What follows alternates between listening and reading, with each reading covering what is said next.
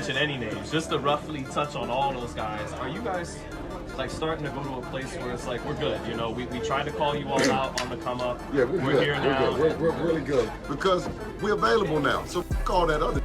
I'm wanting to see who gonna mention Tank other than us. Tank, Tank, Tank. Where you at, Tank? Because now, guess what? Tank, Tank, Tank, Tank, Tank, Tank. At one point. Yeah. Stop me from saying his name. Punch me in the mouth because I'm gonna keep on saying Tank. Bill Haney just confronted Gervonta Davis with the Devin Haney fight contract, and his message was simple. Sign it and stop talking.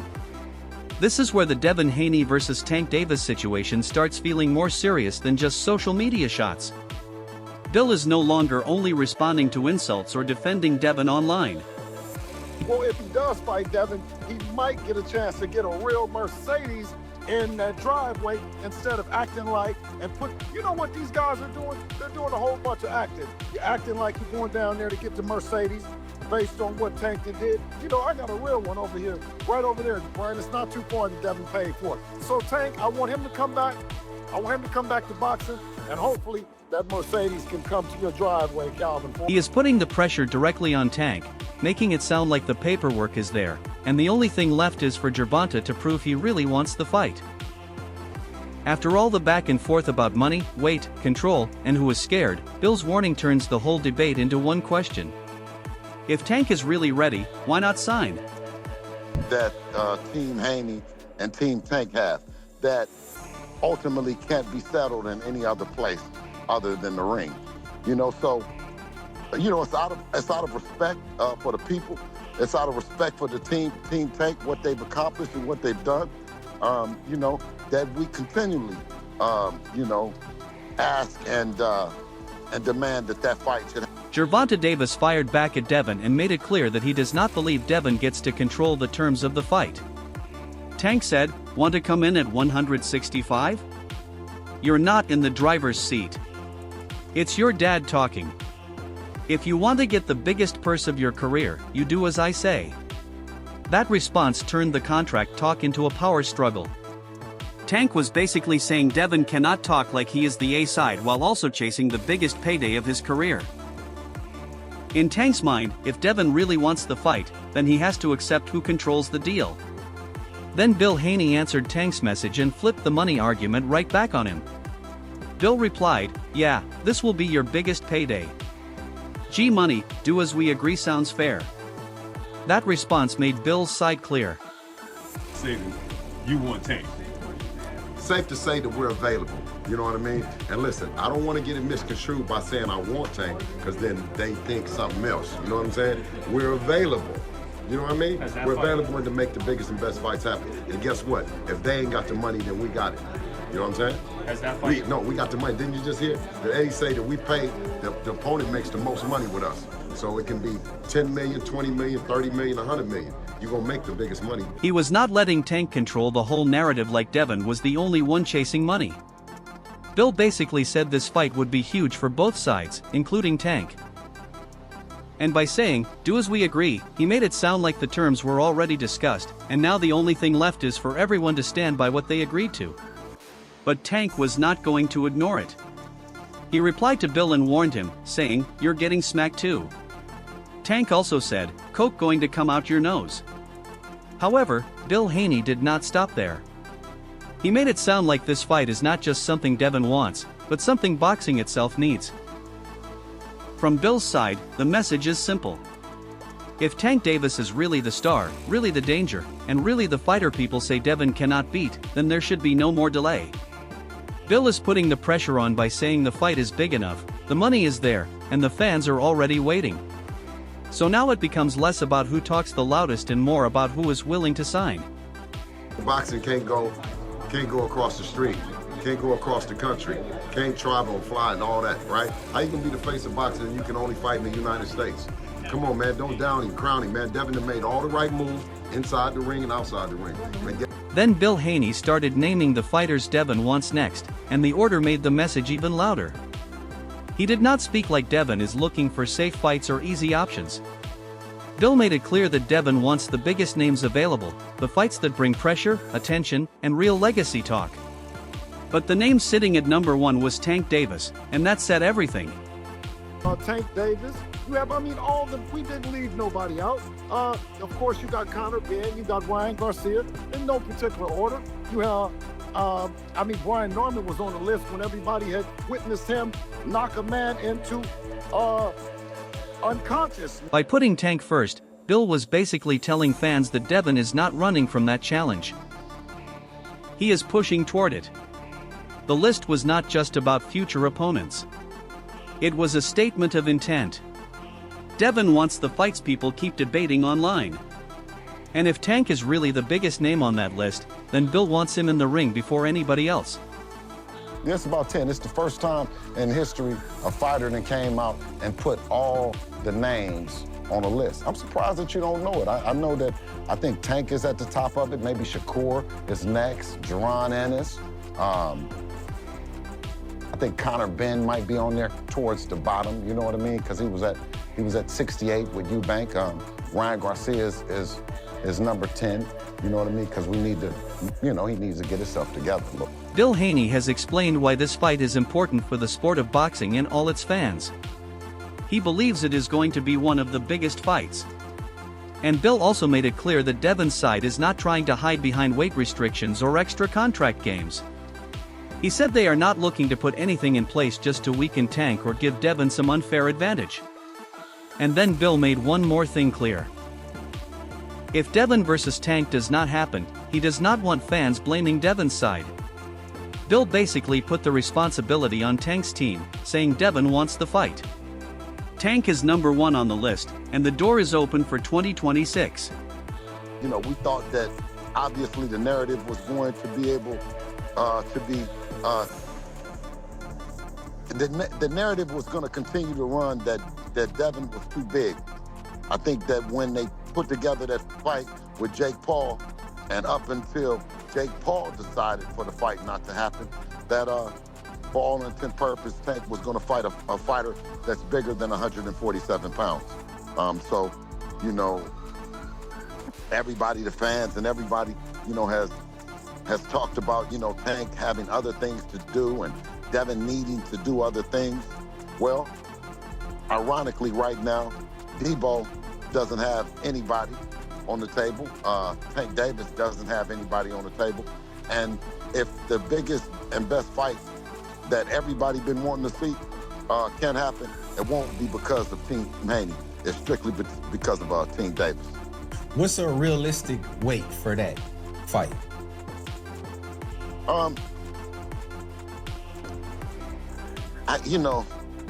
I believe that the fight can happen. I don't want to put any kind of weight restrictions on it. I don't want to put... So from his point of view, if the fight falls apart, it will not be because Devin avoided it. It will be because Tank's side did not want to finalize the deal.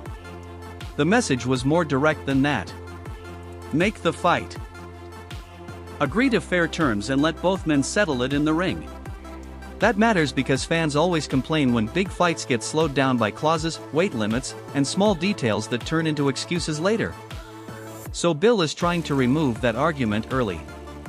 He is basically saying Devin wants Tank with no unnecessary restrictions attached. Just get the deal done, sign the papers, and let the world see who is really better. If it's Tank, I mean, who? Who else haven't gotten an offer publicly that they've received it? An offer from some big money, some people, a network saying that they want Debo in the ring with your favorite fighter. Tell me who hasn't gotten an offer. Tell me who's the bad motherfucker that y'all want to see who hasn't gotten an offer to fight Devin the Dream Haney. Meanwhile, Gervonta Davis is now calling Devin Haney soft, and that one word has added even more fire to their already heated rivalry.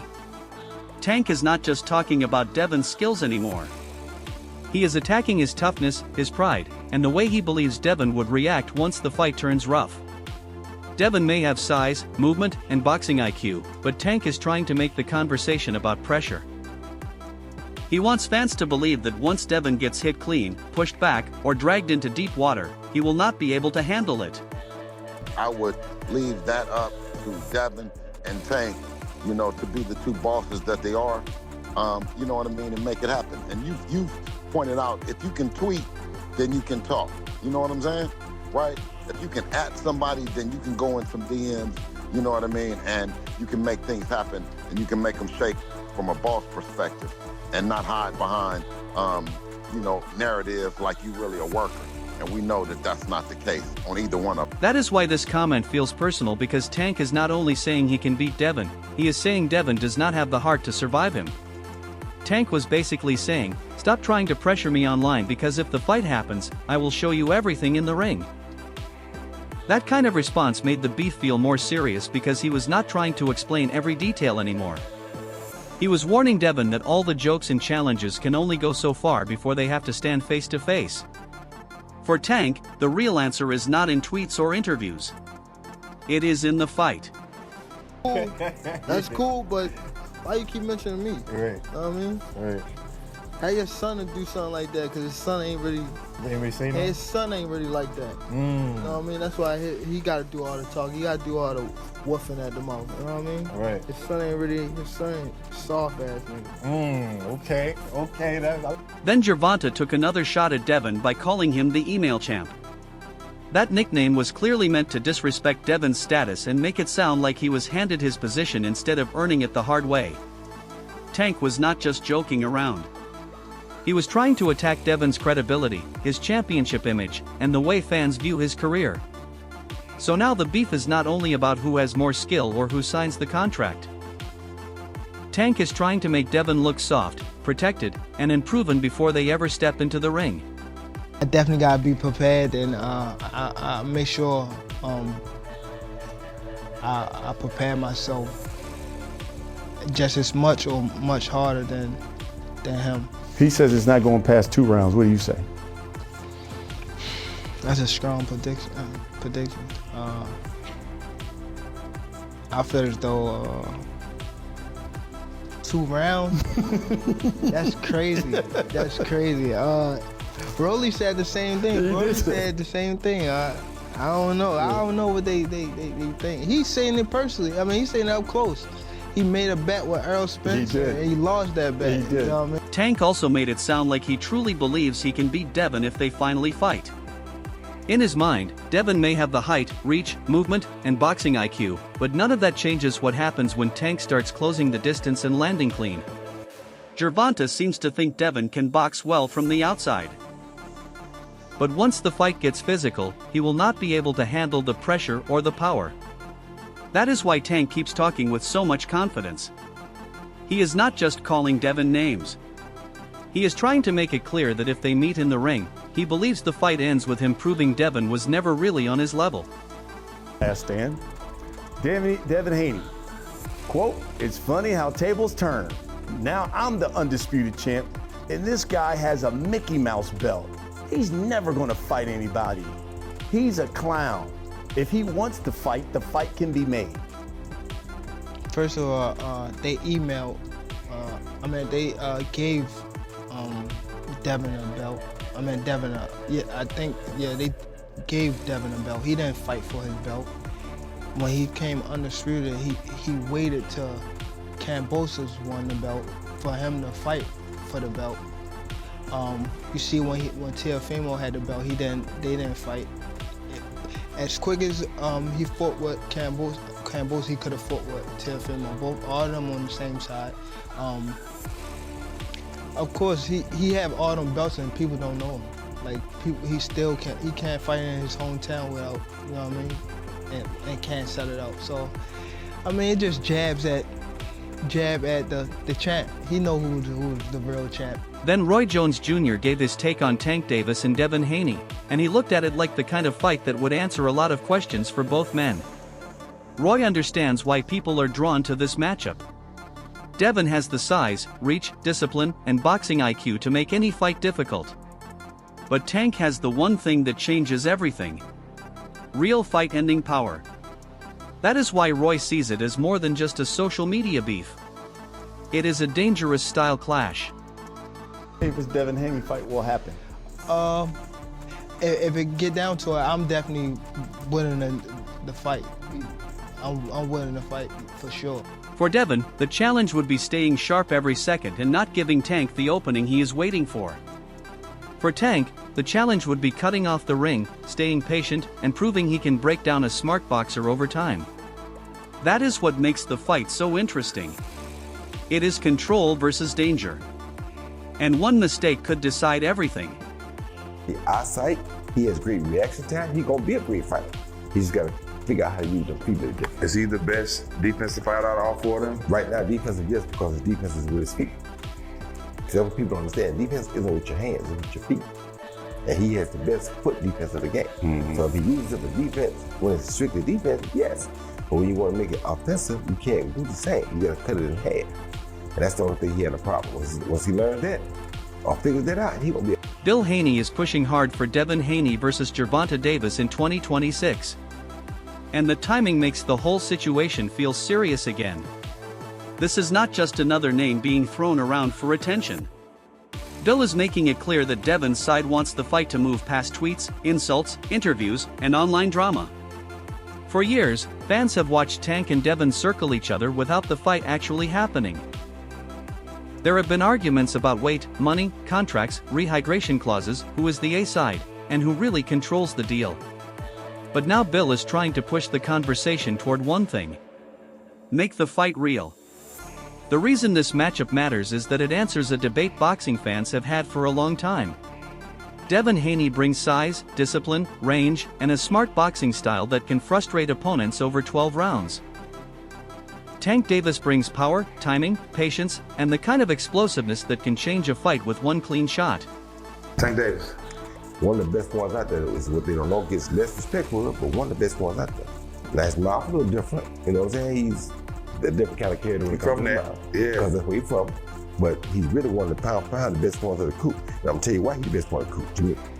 He can punch, but he also can box. You understand me? Some that can box can't punch. Some that can punch can't box. He can box, he can punch, he can move laterally, he can do it left side, right side, he can do whatever he needs to do as a southpaw to get the job done. And that's saying a lot, because not many guys can do that. That contrast is exactly why people want to see it. It is not just about who talks better. It is about whether Devin can stay sharp long enough to control Tank, or whether Tank can find the moment that breaks Devin's whole plan. This is exactly the type of fight boxing needs, because it settles two big arguments at the same time. Coach Calvin, Coach Kenny, Team Tank Davis. I got some good news and I got some bad news. The good news is Devin had bought me another Mercedes. Another one. The bad news is the Grinch didn't buy you guys one.